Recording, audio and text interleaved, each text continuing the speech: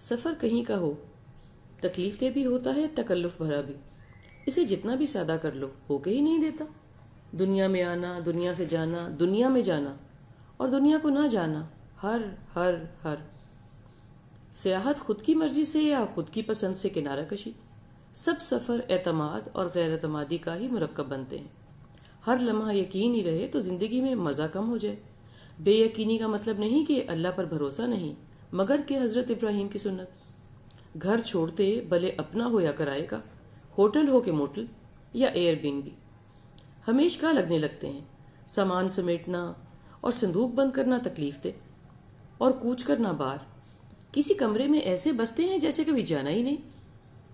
ابھی تو اچھا ہے، آنے جانے کی امید ہے، آگے کے سفر میں تو کوئی امید بھی نہیں، بلکہ یقین کہ سب یہی رہ جائے گا، اور حساب بھی ہوگا چوکھا، انصاف بھی ہوگا، عدل ہوگا، کہہ جو دیا ہے کہنے والے نے، پھر کیا جھگڑا۔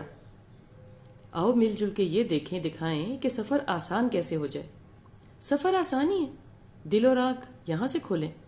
ایسے ہی میرے بھی سہل دن اور گردشیں بھی، جیسے کہ چاند سورج کے، بادلوں ہواؤں کے، لہروں کے بھی مد و جزر، تو میرے بھی شب و روز، کبھی خوشی کبھی غم۔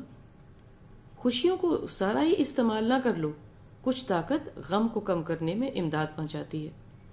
ایسے کیسے کہ خوشی آئے اور میں خوشی نہ کروں؟ کسی نے کہا کہ خوشی نہ ہی کرو، کرو مگر بانٹ کے کرو۔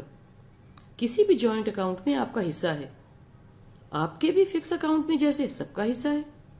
مال ہمیشہ واپس آتا ہے، قدرت کبھی ادھار نہیں رکھتی۔